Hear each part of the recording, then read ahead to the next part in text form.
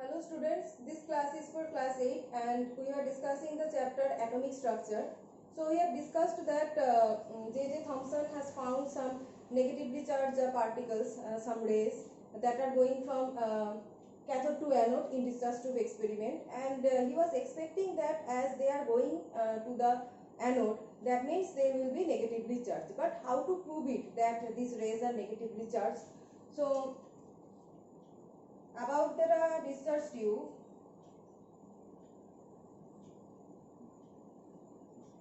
there is vacuum pump, here is some plate that is negatively charged plate, that is cathode, and here is positively charged plate, that is anode, just like a battery, positive negative side, and it is connected to a to an induction coil. Okay, this is induction coil, and when it was done,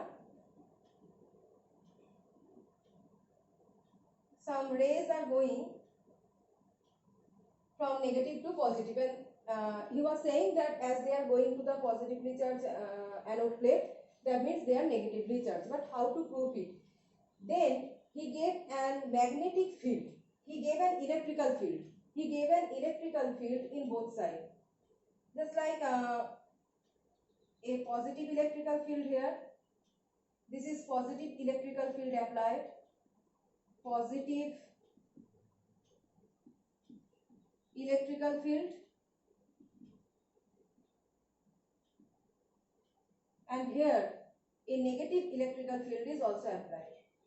This is positive electrical field and this is negative electrical field. When this electrical field is applied, it is seen that the rays that are going in a straight line, it is the characteristics of cathode rays that they will travel in a straight line. But when these electrical fields are applied, it is seen that the cathode rays are bending towards the positively charged electrical field. Instead of going in a straight line, when electrical field is applied, they are bending like this. They are bending towards the positive electrical field. So this is the confirmatory test that these cathode rays are definitely negative charge. As they are bending towards the positive electrical field, that means they are attracted towards the positive electrical field and obviously negatively charged. This is the confirmatory test. So by discharge tube experiment, J.J. Thomson found the cathode rays that are negatively charged, and by the discovery of cathode rays, he also found that these rays are actually electrons. So next, what are the properties of cathode rays and what are the properties of electrons? So these are negatively charged rays. This is one characteristics of electrons, and they have a definite mass, definite charge. Okay, so properties of electrons.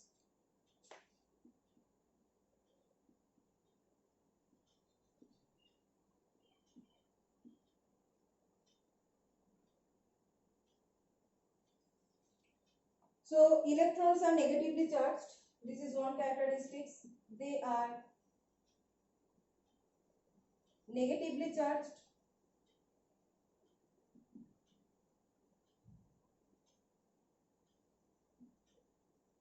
They have a definite mass, and the mass value is 9.11 into 10 to the power minus 31 kg. Definite mass, they have definite mass, and this mass value is 9.11 into 10 to the power minus 31 kg.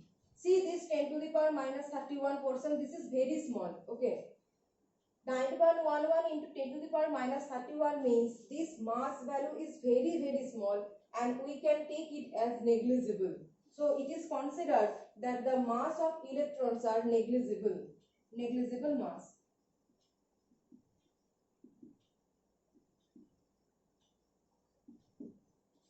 So just like mass, they have a definite charge.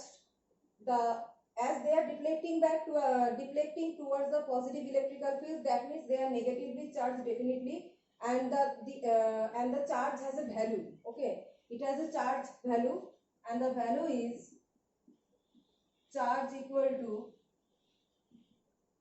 minus 1.6 into 10 to the power minus 19 coulomb.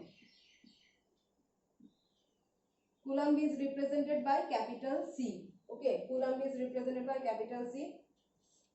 See here a minus sign is given as the electrons are negatively charged. So charge is negatively charged and the charge value is minus 1.6 into 10 to the power minus 19 Coulomb. And the electrons are represented as minus 1 E0. What does it represent? Minus 1 E0. Minus 1, it represents the charge of electron. Minus 1 represents the charge of electron and 0 represents the mass. Why is 0 represented? Because I have written that this value is very very small and it is negligible. As it is negligible, so it is written as 0. So if the above portion, this superscript value represents the mass and the subscript value represents the charge. So minus 1 for electron, 0. This is the representation of an electron. So next, we know that atoms are electrically neutral. It is not charged. So, but the one subatomic particle, so far we have discussed, it is electron and it is negatively charged. So, it reveals the idea that if atom is neutral, but the electron is negatively charged, one subatomic particle, then atom must contain some other particle that is positively charged, and the negative charge is balanced by that positive charge. That's why the atom is electrically neutral. So beside these negatively charged particles, there must be some positively charged particles, and that making the atomic structure neutral. So what are they? So again, the discharge tube experiment was performed by Goldstein, but he made some modification in that discharge tube experiment by taking perforated cathode. So Thomson made the discharge tube experiment only by taking cathode and anode, and Goldstein performed the same experiment by taking perforated cathode. So discharge tube.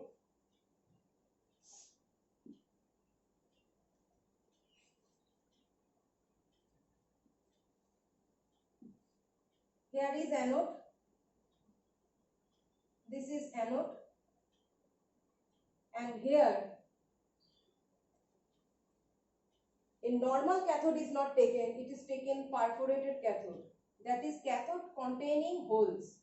Cathode containing some holes are known as perforated cathode.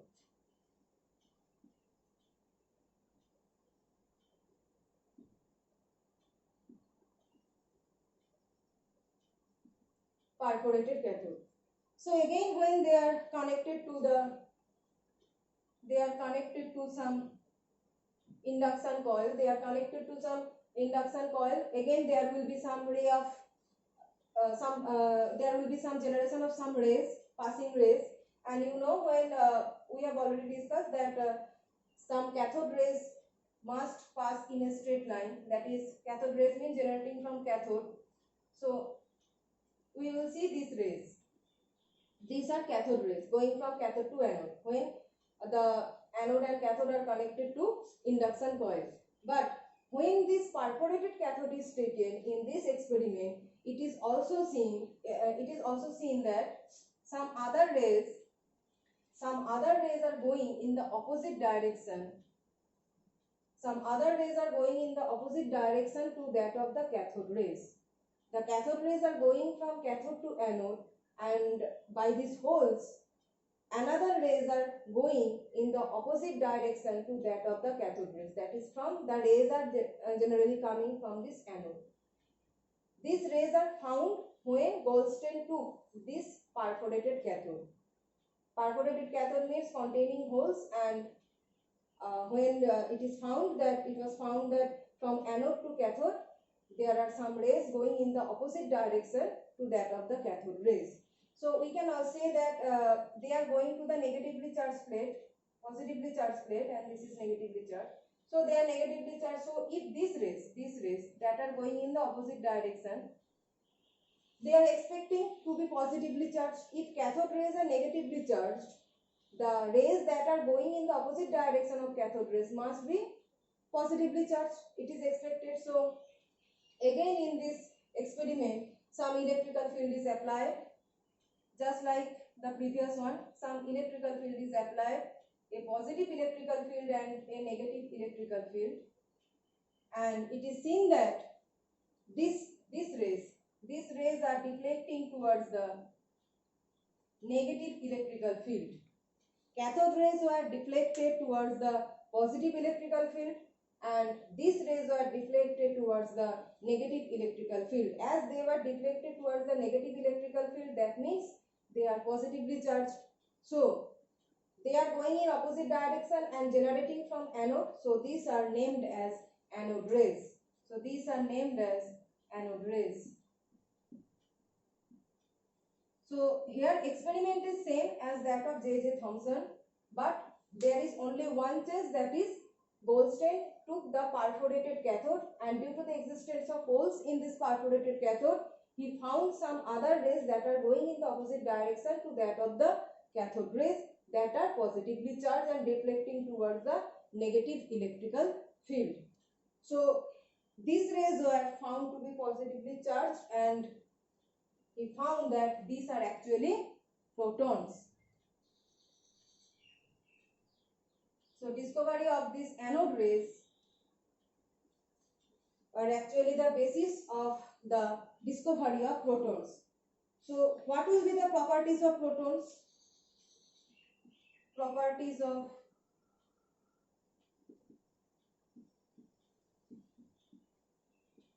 protons. So properties of protons are, they are obviously positively charged. They are positively charged.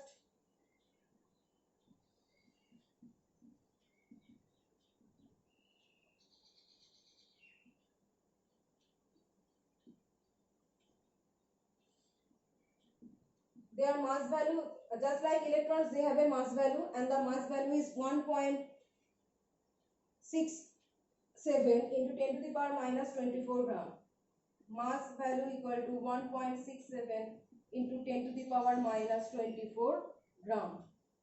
And just like electrons, they will also have a charge, and the charge is numerically equal to that of the electron, and that's why atom is electrically neutral. The charge of electron and charge of proton is numerically same, but the sign is opposite. So the sign for electrons were negative, and for protons it will be plus 1.6 into 10 to the power minus 19 coulomb. Okay, same value, but the sign is opposite here. And the protons are represented as plus 1 P1. So here plus 1 represents the unit positive charge of proton.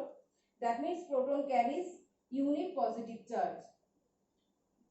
This is the charge of proton, and this is the mass of proton.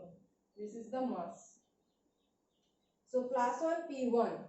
So proton carries, they are positively charged and they carries unit positive charge, and they has a mass 1.67 into 10 to the power minus 24 gram, and that is taken here in the symbol, it is taken, that is nearly equal to 1. Now, after the discovery of electrons and protons, J.J. Thomson gave and model the structure, the model for the atomic structure, and that is known as plum pudding model. So in the plum pudding model, Thomson explained that so far only the protons and discovery of protons and electrons we have discussed. So the plum pudding model is given based on the two subatomic particles, that is the subatomic particle electron and subatomic particle proton. Based on these two subatomic particles, the structure of atom is given by Thomson, and this is known as plum pudding model. So in plum pudding model, the whole atom is considered as a uniformly distributed positive charge. The atom is considered to be a sphere of uniform positive charge. Atom is considered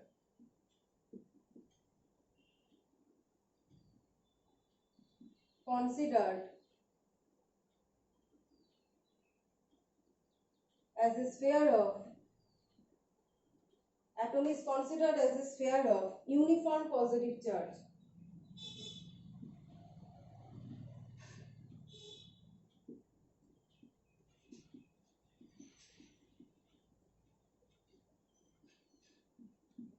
So if it is atom, the positive charges are uniformly distributed all over the atom. Outside the sphere, the positive charges are uniformly distributed, and the second theory is, in the plum pudding model, the electrons are embedded within that model. The electrons are embedded within that model. Okay, just like the seeds of a fruit embedded within that sphere. The electrons are embedded within the model or within the sphere. Okay, the second point. Electrons are embedded into it. Electrons are embedded into it. Into it means within that model, within the sphere, electrons are embedded. So how he explained that the whole model is, whole sphere is electrically neutral. That means the numerical value of this positive charge and numerical value of this negative charge are equal. That is, positive charge and negative charges are numerically equal. Total positive charge, the second theory was total positive charge. Total positive charge is equal to total negative charge. Okay, total negative charge. And that's why the whole model, whole sphere is actually, whole atom is electrically neutral. And in the third part, it is considered that the mass of the atom is uniformly distributed. The whole mass of the atom, it is uniformly distributed. Mass of atom is uniformly distributed.